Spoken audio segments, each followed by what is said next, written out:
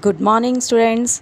Today I am with you for the first chapter of your book Vistas, the third level by Jack Finney.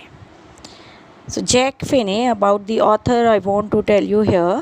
He was the author of the time travel novel Time and Again and the science fiction thriller The Body Snatcher. He first showed interest in the time travel in his short story collection, The Third Level. So, students, you must have seen in cartoons and sometimes in pictures also that beyond the reality of the modern days and beyond the presence of somebody in the modern time, sometimes some characters they used to go in the past or to be in the future. तो time machine के बारे में आपने सुना होगा इन cartoons और इन pictures. सो मोर और less उसी टाइप का कुछ आइडिया इस स्टोरी में यूज़ किया गया है द थर्ड लेवल में, जिसमें the three characters are there. Charlie the protagonist, main character है Charlie, and his wife Loisa, and the third one is the psychiatrist friend. Psychiatrist means the one who deals with the study of nerves and psychology of human mind and whatever we feel in our subconscious. So that is the psychiatrist friend and the name is Sam. So what is third level? Third level deals with a commuter. एक ऐसे human being Charlie के बारे में है, the one who travels regularly. Commuter means जो कि इधर उधर घूमता रहता है फिजिकली भी और समटाइम्स उसका जो मन है वो भी घूमता है. That is the commuter who imagines himself to be at the third level of the Grand Central railway station. जो अपने आप को कहाँ इमेजिन करता है कि वो ग्रैंड सेंट्रल रेलवे स्टेशन के थर्ड लेवल पे है. बट रियलिटी में क्या है? In reality there are only 2 levels of station in New York. तो न्यूयॉर्क में ओनली 2 लेवल्स ऑफ स्टेशन होते हैं. बट फिर थर्ड लेवल क्या है, वो कैसे पहुंच जाता है उस पर? That was the creation of the commuter's imagination. तो जो स्टोरी है it is replete with fantasy. Fantasy means a pleasant situation that one imagine. जो कोई इमेजिन तो कर सकता है but that is unlikely to happen. आपने सुना होगा कि एडोलेसेंट एज में भी जो बच्चे हैं वो फैंटेसी में लॉस्ट हो जाते हैं. Means they want to be a hero, they want to be something like celebrity, जिससे लोग उनके आसपास घूमें. तो बड़ी वो डेलिकेट सी एज होती है जिसमें बच्चों का मन जो है वो एकदम से कैप्रिशियस होता है, चंचल होता है, वो इधर उधर भागता है. तो फैंटेसी में, इमेजिनेशन में रहना इस टाइम में बच्चे जो है वो काफ़ी पसंद करते हैं. बट ये स्टोरी तो किसी बच्चे की नहीं है.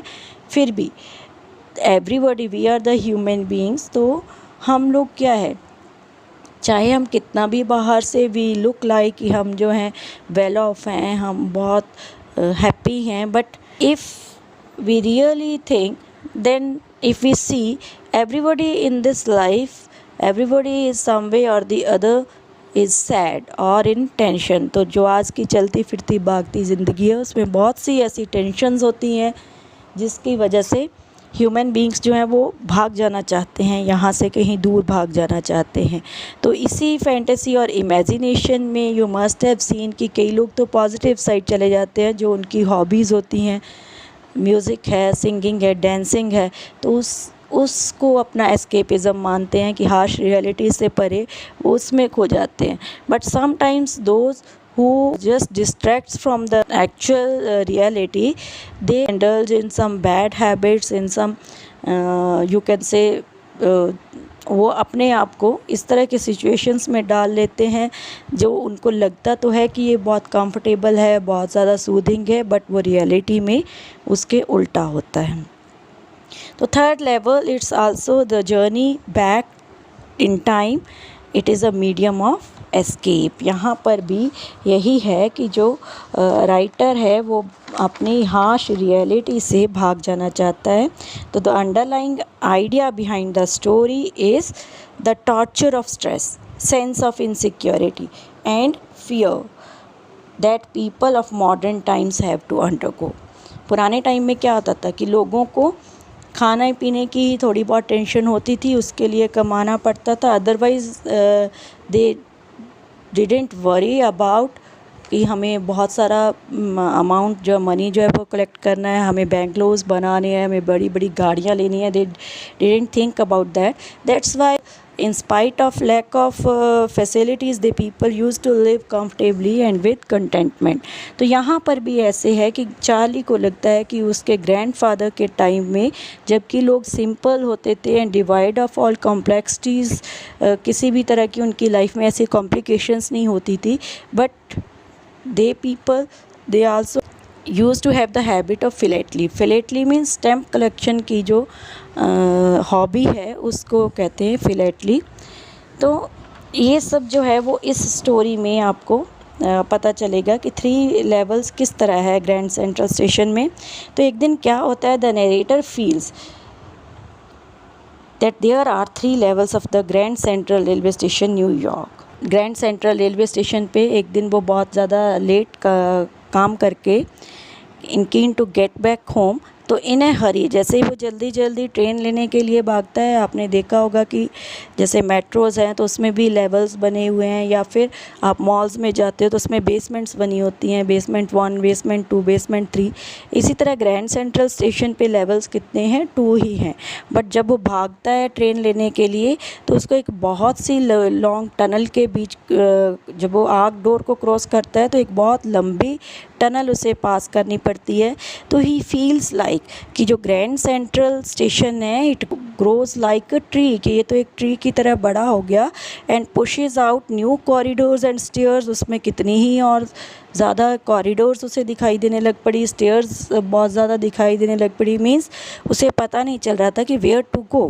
The narrator walks down a corridor, hears empty sound of his own steps. किसी और के चलने की नहीं, खुद के ही चलने की, उसको भागने की आवाज़ें वो सुनता है। Finds himself on the 3rd level at Grand Central Station. तो जब वहाँ पर वो टिकट विंडो पे जाता है तो वह व्हाट ही सीज कि जो वहाँ पर लोग हैं they were dressed in 19th century dresses. तो जैसे डेकेड्स में या सेंचुरीज़ में the people the fashion style they use to change. तो जब आप अगर 10-20 ईयर्स बैक देखो तो लूज़ ट्राउज़र्स का फ़ैशन होता था, अब टाइट फिटिंग्स का फ़ैशन है। तो इसी तरह से जो 19th सेंचुरीज़ में लोग जो ड्रेसेस डालते थे उस तरह की ड्रेसेस लोगों ने डाली हुई थी। और gas lights, open flame gas lights वहाँ थी। तो जो वहाँ पर सिनेरियो था, जो सीन जो वहाँ पर डिस्क्राइब हो रहा था, that was all about 100 years back. तो then he finds lead story about president Cleveland. और उसको और क्या दिखाई देता है, अपनी इमेजिनेशन में वो इतना डेल्व हो जाता है, इतना डीपली लॉस्ट हो जाता है कि उसको जो न्यूज़पेपर है वो भी पुराना दिखाई देता है उस टाइम का, द वर्ल्ड, और उस पर डेट डाली होती है जून 11, 1894। उस टाइम में प्रेसिडेंट थे अमेरिका के क्लीवलैंड, तो वो उनकी स्टोरी उस फ्रंट पेज पे छपी होती है, प्रिंट हुई होती है। तो उसको यही सब जो है वो दिखाई देता है। And goes to the ticket window and demands 2 tickets for Galesburg Illinois. तो टिकट विंडो पे जाके वो कहता है कि मुझे 2 टिकट्स चाहिए इलिनॉइस की। बट चाहता तो वो ये है कि वो उसके अपनी वाइफ के साथ जाए। बट जब वो टिकट विंडो पे क्लर्क जो है वो उसको कहता है कि ये करेंसी तो तुम्हारी नहीं है, उसके पास मॉडर्न करेंसी होती है। तो कहते हैं कि you are cheating and we will hand you over to the police, तो हम आपको जेल में भेज देंगे। तो चार्ली भागता है वहाँ से। तो चार्ली बाइज ओल्ड करेंसी, तो वो ओल्ड करेंसी लेने जाता है। अब आप एक कंट्री से दूसरी कंट्री जाओ तो आपको करेंसी एक्सचेंज करनी पड़ती है। रूपी जो है वो इंडिया में चलता है, अमेरिका में जाओगे तो वहाँ डॉलर चलेगा, अमेरिकन डॉलर चलेगा, तो आपको करेंसी ट्रांसफ़र करवानी पड़ती है। तो वो भी इसी तरह से करेंसी जो है वो चेंज करवाने जाता है और $300 नेक्स्ट डे वो निकालता है अपने बैंक से and buys old style currency. और उसका जो साइकेट्रिस्ट फ्रेंड है वो इस सब के लिए वरीड हो जाता है, जबकि उसके ये $300 में जो ओल्ड स्टाइल करेंसी है वो उसको मिलती है ओनली 200। तो wants to go back to the 3rd level to travel to Galesburg Illinois. तो वापस आता है टिकट खरीदने के बाद। देन व्हाट ही फाउंड कि कोई भी ऐसा 3rd लेवल नहीं है, नथिंग वाज देयर, कुछ भी नहीं उसको मिलता, ना टिकट्स, ना विंडो, ना कुछ।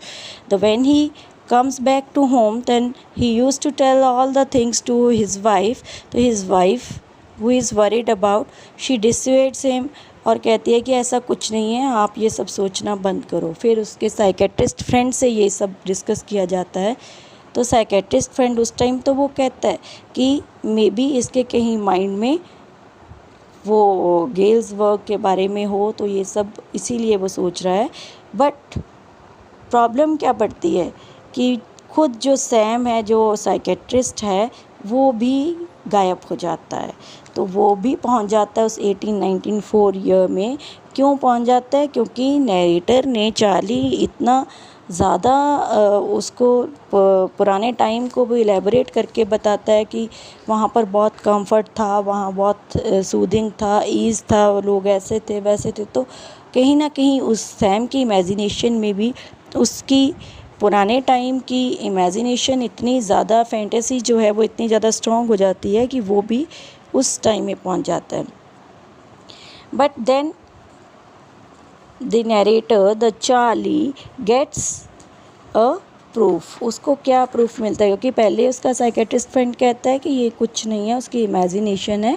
But he finds a first day cover. First day cover क्या होता है कि जैसे कोई न्यू स्टैम्प इशू होती है तो उस पर जब तक उसका पोस्ट मार्क और डेट ऑफ इशू उस पर स्टैम्प नहीं होता तब तक उसकी कोई वैल्यू नहीं होती। तो जो लोग फर्स्ट डे में, जिनको ये हॉबी होती है कि टिकट्स कलेक्ट करनी है, तो वो फर्स्ट डे वो स्टैम्प कलेक्ट करते हैं और उसको सेल्फ एड्रेस्ड एनवेलप में डालते हैं, जिसके अंदर एक ब्लैंक पेपर होता है, और वो खुद सेल्फ एड्रेस्ड एनवेलप में उसको पोस्ट करते हैं, so that they can take stamp off that day कि फ़र्स्ट डे उन्होंने ये टिकट जो है वो बाई की, और उसको कभी नहीं फिर खोलते। तो वो स्टैम्प, वो डेट जो थी वो पुराने टाइम की 1894 की उस पर लिखी हुई थी। तो वो उसको मिलती है उसके ग्रैंडफादर के टाइम में। तो वो अपने आप को सोचता है कि अगर उसकी ये सब इमेजिनेशन है, रियलिटी नहीं है, तो उसके ग्रैंडफादर के टाइम की स्टैम्प फर्स्ट डे कवर उसे कैसे मिला। तो ये ग्रैंडफादर के टाइम में तो कोई वरीडनेस, कोई टेंशन नहीं होती थी, उनको तो कोई इस टाइप का ज़रूरत नहीं थी इस सब चीज़ों की रखने की। तो चार्ली, और उस पर एड्रेस किसने लिखा होता है? सैम ने। कि सैम भी उसको फिर वो फील करता है कि Sam also had gone to third level, की सैम भी उस थर्ड लेवल में पहुंच गया है। तो वो और उसकी वाइफ उसको ढूंढने का ट्राई करते हैं। तो जो साइकेट्रिस्ट फ्रेंड उसको कह रहा था that there is no such level, it is all your imagination, he himself is involved in all this, तो that is the third level means and इसका आपके ऊपर है कि थर्ड लेवल क्या है। Third level symbolises man's yearning to delve deeper into the world of imagination as an escape from the world of harsh realities को, जो दुनिया की जो हार्श रियलिटीज़ हैं जिनको हम फेस नहीं करना चाहते, उनसे बचने के लिए हम जो है कोई और दुनिया में जाना चाहते हैं। It stands for is quest for the fabulous ordinariness of a bygone age. जो पास्ट है, जो बीत गया है, हमेशा लगता है हमें कि वो काफ़ी अच्छा टाइम था और अब हमारा जो टाइम है वो अच्छा नहीं है। That was free from the modern razzle and dazzle, sophistication and material comforts, but excluded peace and tranquility. So students, what you have learned from this third level, that जो हमारी हार्श रियलिटीज़ हैं हम उससे भाग नहीं सकते, हम उससे बच नहीं सकते। Another underlying theme is that human mind is so complex, कुछ पता नहीं होता हमारे ह्यूमन माइंड में क्या चल रहा है, that it is not possible to fully explain its urges, instinct and thoughts scientifically. तो साइंटिफिकली हम कुछ भी नहीं बता सकते, but third level can also refer to a level of reality that exist in our mind only, जो हमारे mind में एग्जिस्ट करता है। हमेशा हर कोई चाहता है कि उसकी लाइफ जो है बहुत कंफर्टेबल हो, बहुत सूदिंग हो एंड पीसफुल हो, and not in space and time. तो रियलिटी में वो कहीं लाई नहीं कर रहा, बट माइंड की रियलिटी में लाई करता है। It is this faculty of mind that makes virtual travel in time possible. Reality में कुछ नहीं है, बट हमारा माइंड जो है वो वर्चुअली ट्रैवल कर रहा है and opens innumerable ways to escape. तो बहुत से हमें एस्केप करने के, उस रियलिटी से भागने के वेज हैं हमारा माइंड जो है वो ढूंढता रहता है. Hence third level is an appropriate title for this story in which one wants to go to a third world in which there should be no worries, no tensions, and life should be free of all. Thank you. That's all for today, and have a nice day.